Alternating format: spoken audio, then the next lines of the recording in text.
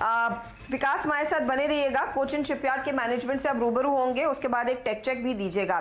दरअसल हमारे साथ कोचिन शिपयार्ड के नंबर्स पर कंपनी के चेयरमैन और मैनेजिंग डायरेक्टर मिस्टर मधु एस नायर जुड़ रहे हैं।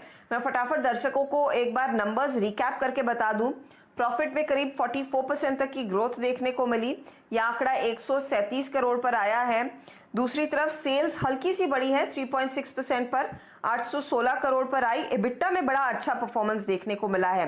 48% तक की ग्रोथ इबिट्टा में 162 करोड़ कंपनी ने अचीव किया।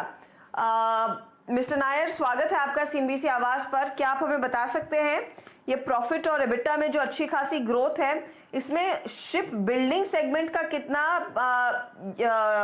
कंट्रीब्यूशन था और शिप रिपेयर सेगमेंट का कितना कंट्रीब्यूशन रहा है? इस बार हमारा शिप बिल्डिंग से है मेन कंट्रीब्यूशन, क्योंकि हमारा शिप बिल्डिंग में हमारा इंडिजिनस एयरक्राफ्ट कैरियर का कंस्ट्रक्शन एडवांस स्टेज में है। तो फिनेंशियल ईयर का लास्ट क्वार्टर में हम लोग ये शिप को बेसिन ट्रायल्स और सी ट्रायल्स के लिए तैयारी का काम पे थे। So the main actually coming from the shipbuilding side this time. Ship repair has held on to the profitability. So the increase in profitability has come from the shipbuilding side.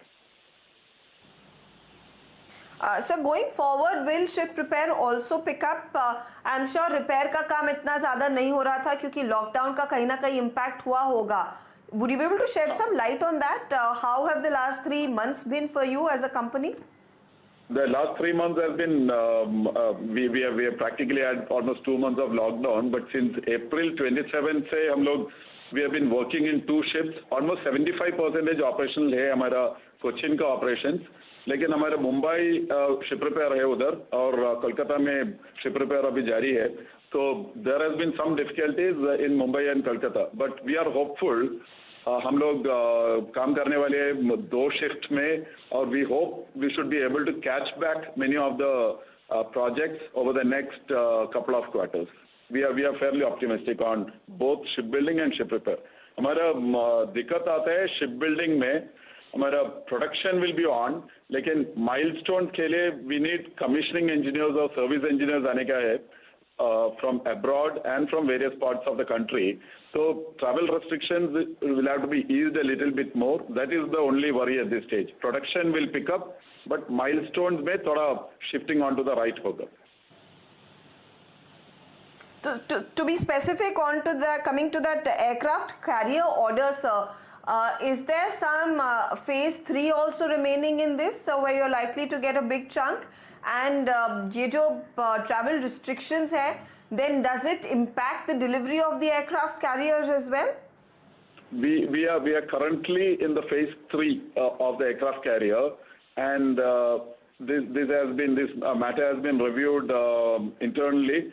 So the milestone, some of the milestone activity that is being done now will actually be shifted a little bit onto the right side. This is something that has already come in the media.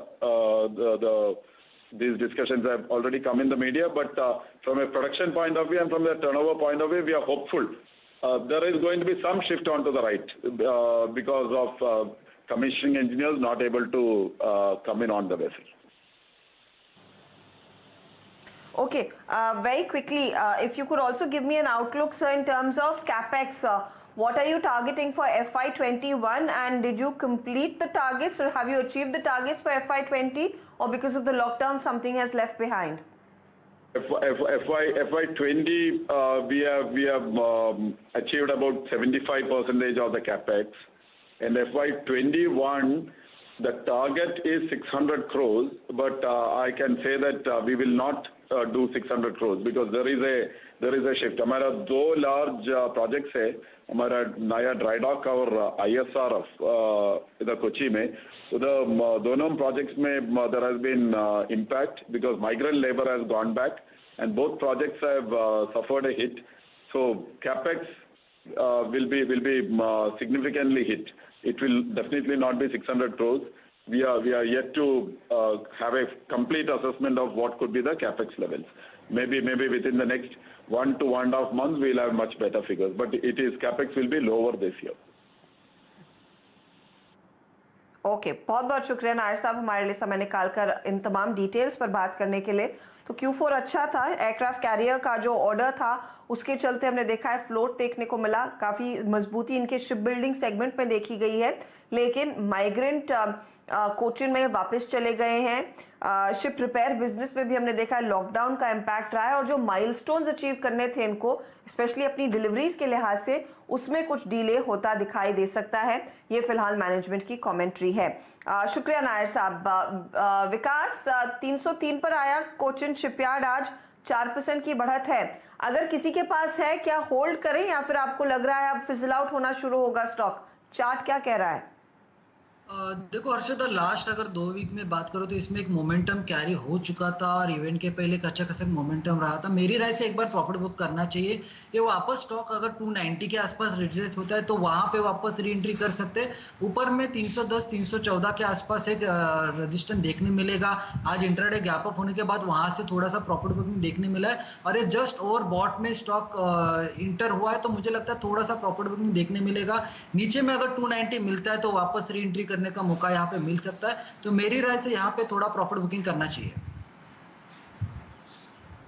Okay, तो कुछ profit booking करके चले। Cochin shipyard management की commentary firm है, इतनी कुछ optimistic नहीं होने का है, कैपेक्स कम होगा FY21 के लिए। लेंगे एक ब्रेक के बाद पूरा फोकस रहेगा कमोडिटी मार्केट के एक्शन पर। गोल्डमैन सैक्स ने दिया है 2000 का टारगेट सोने पर, तो भारत में कितनी और तेजी की तरफ ट्रांसलेट करता है। और कच्चे तेल में भी हमने देखा $42 के ऊपर भाव आ रहे हैं, तो आज का तेजी के ट्रेड से आप फायदा कमाएंगे। सब पर होगी बातचीत ब्रेक के बाद।